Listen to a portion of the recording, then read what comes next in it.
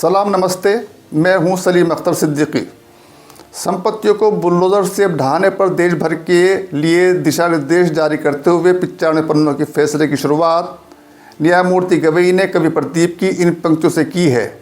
अपना घर हो, अपना आंगन हो, इस ख्वाब में हर कोई जीता है। इंसान के दिल की ये चाहत है कि एक घर का सपना कभी न छूटे।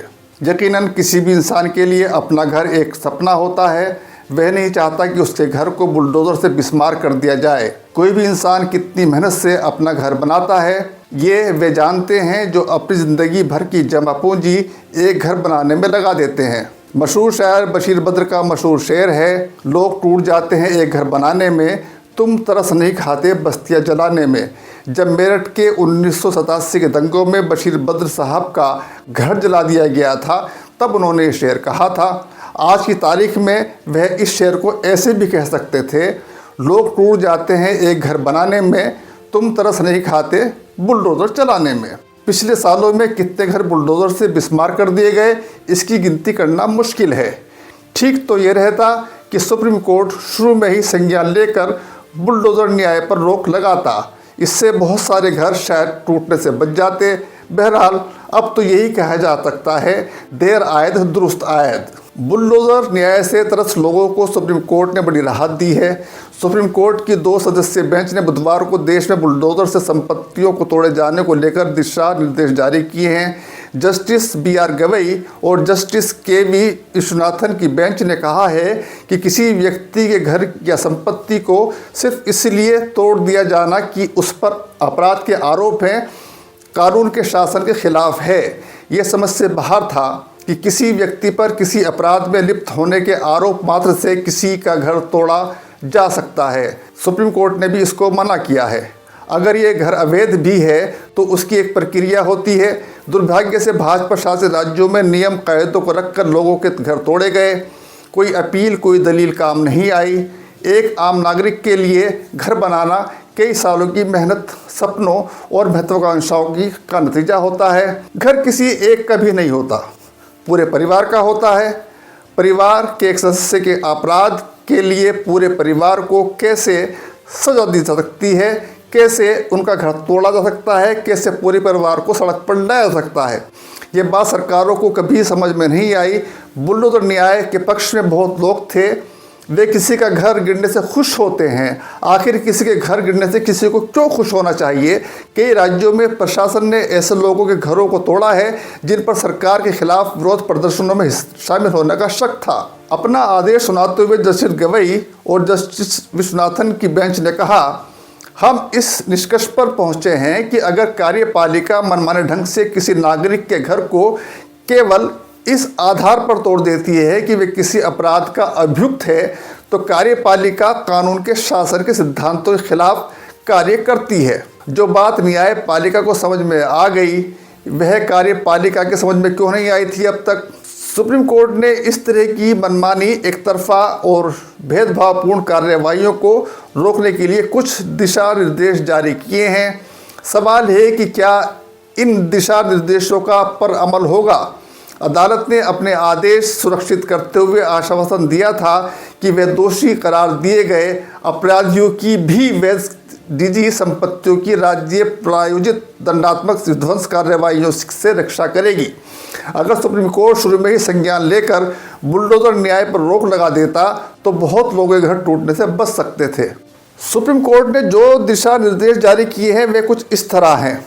अपराध की सज़ा घर तोड़ना नहीं, दोषी होना घर तोड़ने का आधार नहीं, घर सपना है कभी न टूटे, लोकतंत्र में नागरिकों के अधिकार की रक्षा ज़रूरी है, सरकारी शक्ति का दुरुपयोग नहीं हो सकता, सरकार की जिम्मेदारी राज्य में कानून व्यवस्था बनाए रखे, बिना मुकदमे के मकान नहीं गिरा सकते, शासन मनमाने तरीके से मकान नहीं गिरा सकता, मनमाने तरीके से घर गिराया तो प्रशासन जिम्मेदार होगा, मनमाने तरीके से घर गिराने पर अधिकारियों की जवाबदेही तय होगी। संविधान में आरोपियों को भी अधिकार मिले हैं, बिना मुकदमे के किसी को दोषी नहीं ठहराया जा सकता, प्रशासन जज नहीं बन सकता।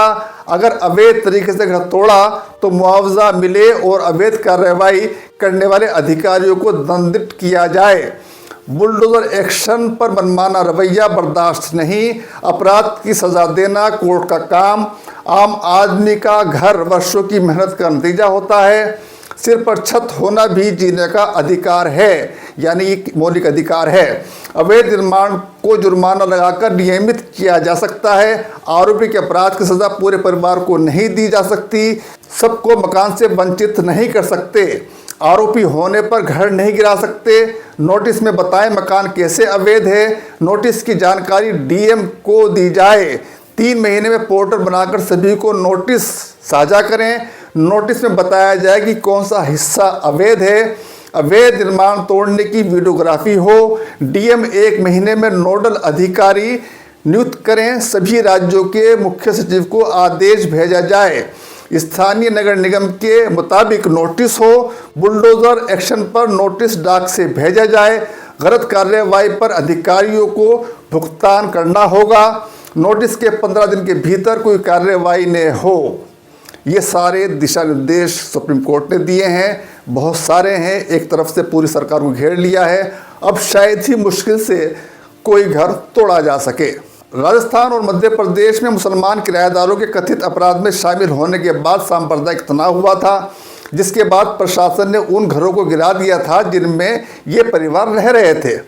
किराएदारों के कथित रूप से अपराध में शामिल होने की सज़ा मकान मालिक को कैसे दी जा सकती है, ये बात शासन प्रशासन को समझ में क्यों नहीं आती। दिल्ली के जहांगीरपुरी दिल्ली में साल 2022 में हुई बुलडोजर कार्रवाई के खिलाफ जमीयत उलमा हिंद ने भी याचिका दायर की थी सुप्रीम कोर्ट में। सुनवाई के दौरान इस याचिका को भी इन याचिकाओं के साथ शामिल कर लिया गया था।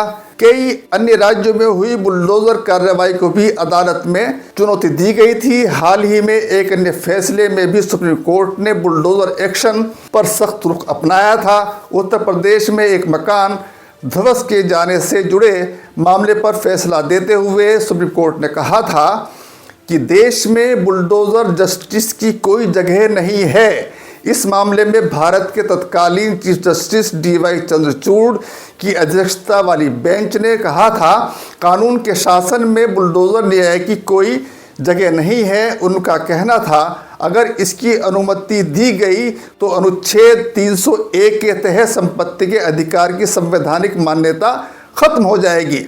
कोर्ट ने उत्तर प्रदेश सरकार को मुआवजे के रूप में पीड़ित व्यक्ति को 25 लाख रुपए देने का निर्देश भी दिया है। उत्तर प्रदेश के महाराजगंज के रहने वाले मनोज आकाश का घर साल 2019 में सड़क चौड़ीकरण परियोजना के तहत ध्वस्त कर दिया गया था।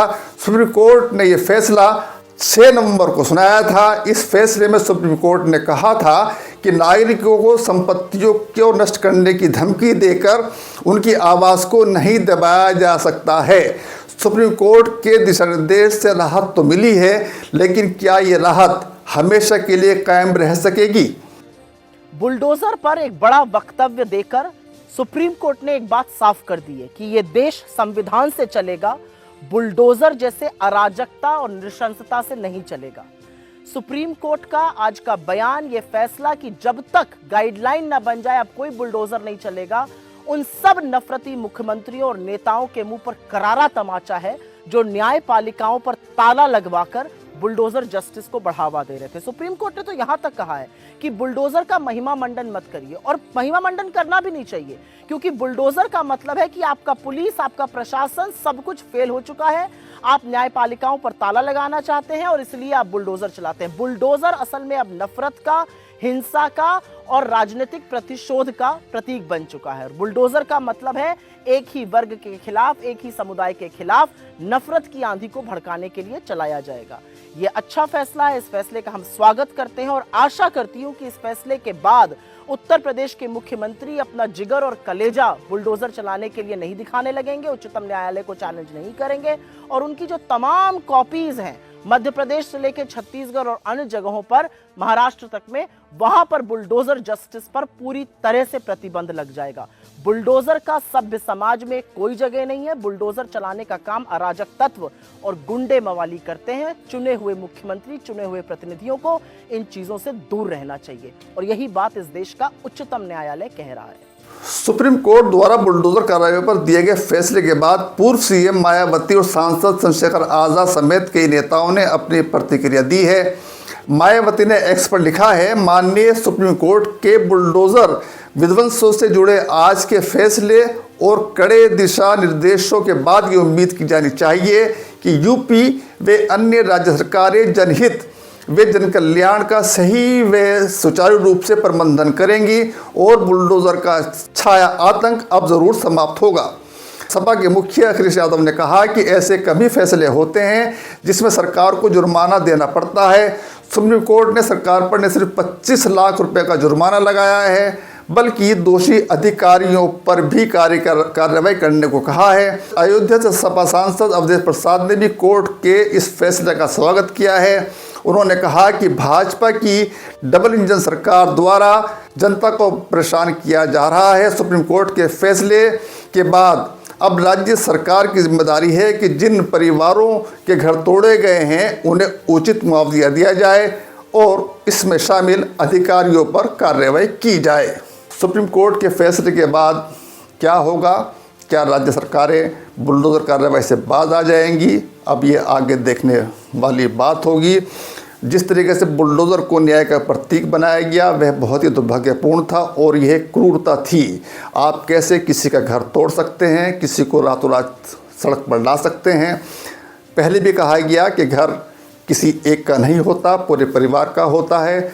बुलडोजर से घर तोड़ना एक अन्यायपूर्ण और क्रूरता का प्रावधान था। इस पर रोक लगाकर सुप्रीम कोर्ट ने बहुत लोगों को राहत दी है। जो लोग इस दहशत में रहते होंगे कि ना जाने कब उनका घर तोड़ दिया जाए, उनको ज़रूर राहत मिली होगी। सुप्रीम कोर्ट का बहुत बहुत शुक्रिया आपका भी बहुत बहुत। आप देख रहे थे जन विचार।